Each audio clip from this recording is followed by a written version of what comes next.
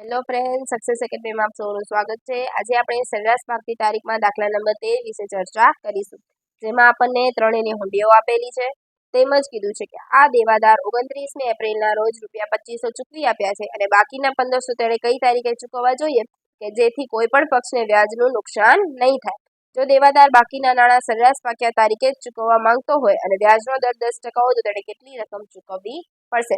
મતલબ કોઈને નુકસાન પણ ના થાય અને કોઈને નફો પણ ના થાય એ રીતે આપણે તારીખ નક્કી કરવી જોઈએ। 2500 એને પહેલા આપી દીધા છે અને 1500 છે એ પછી આપે છે। તો પહેલા તો આપણે જે આપણી સરેરાશ પાકતી તારીખ છે તેના વિશે ચર્ચા કરીશું। તે ગણી લખી લઈએ।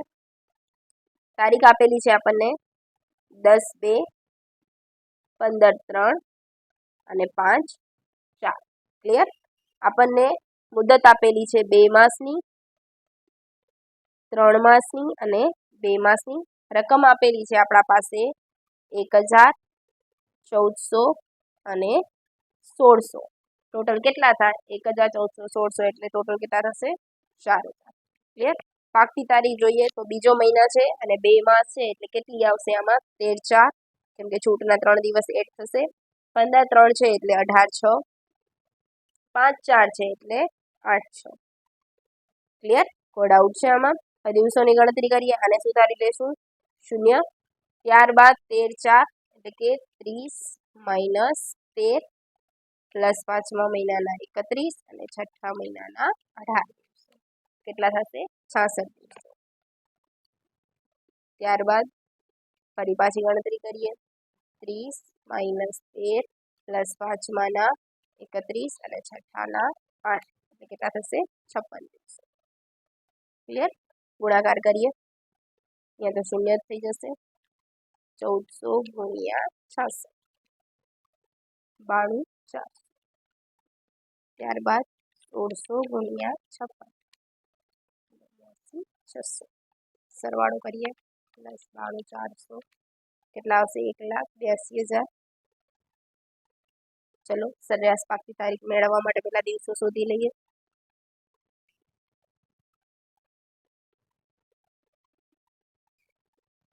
ભાગ્યા 4000, 45.5 એટલે કેટલા થઈ જશે? 46 દિવસ। સરેરાશ પાકતી તારીખ મેળવીએ,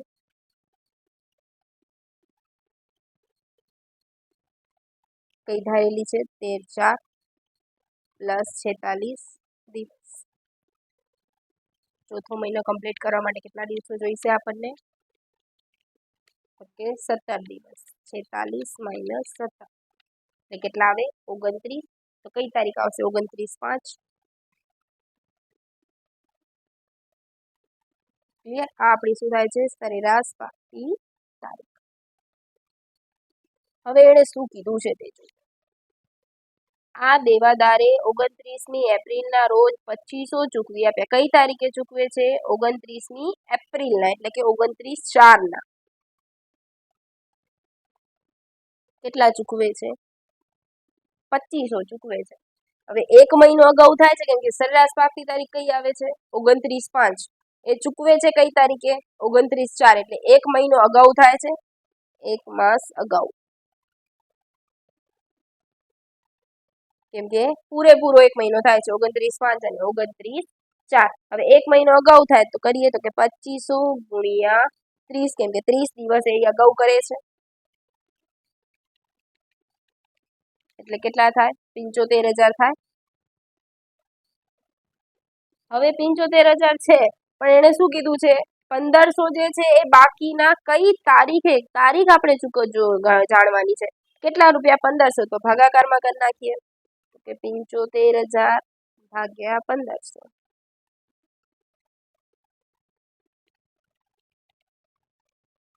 એટલે કેટલા આવશે? 50 દિવસ આવશે। 50 દિવસ સરેરાશ પાકતી તારીખ। સરેરાશ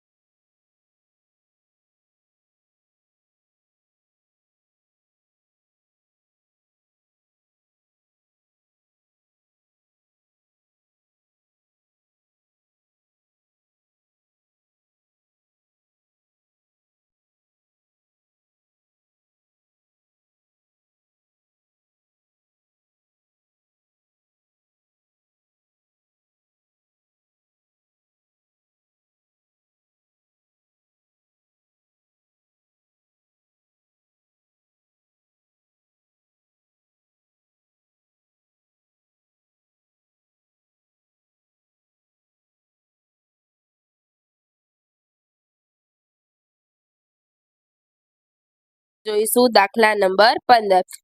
એક છૂટક વેપારી 3 માસની મુદતે ઉધાર માલનું વેચાણ કરે છે। નાણાં મોડા ચૂકવ્યા તો વાર્ષિક 10% લેખે વ્યાજ વસૂલ કરે છે। એક ગ્રાહક સાથેની લેવડ દેવડ નીચે પ્રમાણે હતી તો તે તારીખ 31/12/2023ના રોજ વ્યાજ સહિત ગ્રાહક પાસે કેટલી રકમ લેણી હશે? કઈ તારીખનું છે? 31/12/23ના। હવે આપણને જે આપેલું છે તે જોઈએ। વેચાણ તારીખ આપેલી છે, રકમ, નાણાં મળ્યા તારીખ અને રકમ। વેચાણ તારીખ અને મળ્યા તારીખ બંને આપણને આપેલા છે અને બંનેની રકમ પણ આપેલી છે। સૌપ્રથમ આપણે જોઈશું વેચાણ તારીખ। એની તારીખ લખી દઈએ જે આપણને આપેલી છે। પહેલા નંબરમાં કઈ આપેલી છે? 15/5।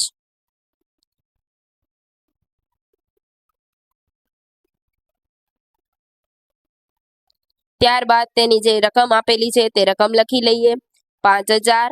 ત્યારબાદ છે 9000 અને ત્યારબાદ છે 6000। મુદત જોઈએ તો મુદત અહીં વેચાણ તારીખ છે એટલે એની હુંડી હોય તો આપણે છૂટના 3 દિવસ એડ કરીએ છીએ। અહીંયા છૂટના 3 દિવસ એડ થશે નહીં। મુદત 3 માસની છે બધા માટે। 15/5 છે તો એમાં 3 માસ એડ કરીએ। વેચાણ છે એટલે આમાં મેં પહેલા જ કીધું કે હુંડીના હોય તો 3 દિવસ છૂટના એડ થશે, આમાં છૂટના 3 દિવસ એડ થશે નહીં એટલે કઈ મળશે? 15/8। ત્યારબાદ 10/7 છે એટલે 10/10। 25/8 છે તો એનું શું થઈ જશે? 25/11। સૌ પ્રથમ હવે નાનું કોણ છે તો કે 15/8 તો એને શૂન્ય ધારી લેશું।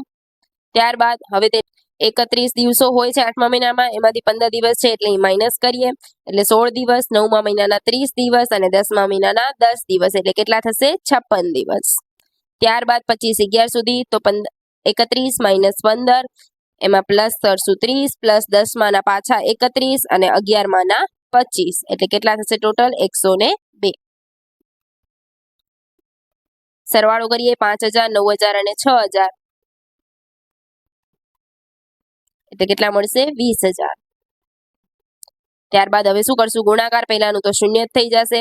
ત્યારબાદ 56 ગુણ્યા 9000 કેટલા થશે? 5,04,000। ત્યારબાદ 6000 ગુણ્યા 102 6,12,000 સરવાળો કરી દઈએ કેટલા મળશે? 11,16,000। હવે શું શોધવાનું રહેશે? આપણે દિવસો શોધવાના રહેશે કેમ કે સરેરાશ પાકતી તારીખ માટે આપણને સૌપ્રથમ શું જોઈએ? દિવસો જોઈએ। પણ અહીંયા આપણને એક ટોપિક આપેલો છે મળ્યા એટલે આપણે એનું પણ કોષ્ટક બનાવવું પડશે। તો કે મળ્યા તારીખ હોય, હવે એમાં મુદત કોઈ દિવસ એડ થતી નથી, ડાયરેક્ટ એના દિવસો આવશે, ત્યારબાદ રકમ અને ત્યારબાદ ગુણાકાર। મળ્યા તારીખ કઈ કઈ આપેલી છે લખી નાખીએ આપણે।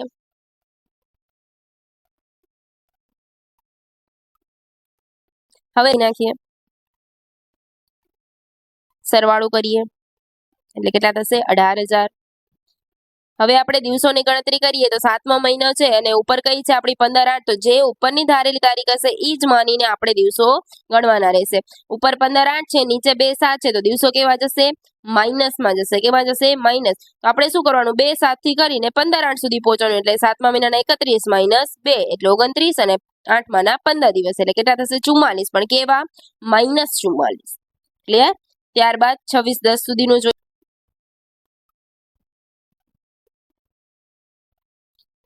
15/8 થી 26/10 સુધી પ્લસ 9માના 30 અને 10માના 26 એટલે કેટલા થશે? 72 દિવસ। 72 ગુણ્યા 7,000 5,04,000। ત્યારબાદ 15/8 થી 18/11 સુધી તો 31 - 15 9માના કેટલા થશે? 30 દિવસ, 10માના કેટલા થશે? 31 દિવસ અને 11માના કેટલા થશે? 18 દિવસ એટલે કેટલા થશે? 95 દિવસ। 95 ગુણ્યા 8,000 કેટલા થશે? 7,60,000 સરવાળો કરી દઈએ પ્લસ 5,04,000 માઇનસ 1,32,000 એટલે કેટલા મળશે? 11,32,000। હવે આપણે મળ્યા તારીખ અને વેચાણ બંને કર્યું। હવે શું કરશું? વેચાણમાંથી આપણે શું કરશું? મળ્યાનું માઇનસ કરી દેવાનું એટલે કે જેટલું પણ વેચાણ રકમમાં હશે કેટલું છે? 20,000 અને ગુણાકારમાં છે 11,16,000 એમાંથી માઇનસ કરશું મળ્યા તો કેટલા મળે છે? 18,000 અને 11,32,000। તો 20,000 માંથી 18,000 એટલે 2,000 ને 11,16,000 માંથી 11,32 એટલે માઇનસમાં 16,000. તો કરીએ તો દિવસો કેટલા થશે? તો કે 16,000 આયા હતા આપણા પણ કેવા માઇનસમાં ને છેદમાં 2,000 એટલે કેટલા આવશે? -8 દિવસ. કેટલા આવશે? -8 દિવસ. જો પ્લસમાં હોય તો આપણે પ્લસ કરતા હતા, માઇનસમાં આવે તો શું કરવાનું રહેશે? માઇનસ. તો કે સરેરાશ પાકતી તારીખ બરાબર કઈ તારીખને તમે ધારેલી હતી? 15/8. એમાંથી માઇનસ કરી નાખીએ 8 દિવસ. પ્લસ હોય તો પ્લસ થાય. 15/8 માંથી 8 દિવસ માઇનસ કરીએ એટલે કેટલી મળે? 7/8. આ શું મળી ગયા આપણને? સરેરાશ પાકતી તારીખ. કઈ મળે છે? તો કે 7/8. હવે 7/8 થી આપણું ટ્રાન્ઝેક્શન ક્યારે કમ્પ્લીટ થાય છે? તો કે 31/12/23 ના. તો 7/8 થી કરી 31/12 સુધી કેટલા દિવસો થાય? તો કે 8 - 31 - 7 એટલે 24, 9 - 30, 10 - 31, 11 - 30 અને 12 - 31 એટલે ટોટલ 146 દિવસ થાય. કેટલા થાય? 146 દિવસ. હવે શું કરવાનું આવે? તો કે 146 દિવસ તો આપણને ખબર પડી ગઈ કે છેલ્લે થાય છે. આપણી રકમ કેટલાની હતી? 2,000 ગુણ્યા કેટલા ટકા આપણને વ્યાજ આપવાનું કીધું છે? 10% ગુણ્યા 146 ભાગ્યા 365. કરીએ આપણે 2,000 ગુણ્યા 10% ગુણ્યા 146 ભાગ્યા 365 એટલે કેટલા રૂપિયા વ્યાજ આવે છે? 80 રૂપિયા વ્યાજ આવે છે. તો વ્યાજ બરાબર કેટલું થશે? 80 રૂપિયા. ને વ્યાજ સહિત કેટલું આવે? તો ટોટલ કેટલી હતી? 2,000 હતી, એમાં 80 રૂપિયા વ્યાજ એટલે કેટલા થશે? 2,080 રૂપિયા. આખો દાખલો તમે જોઈ શકો છો. Thank you.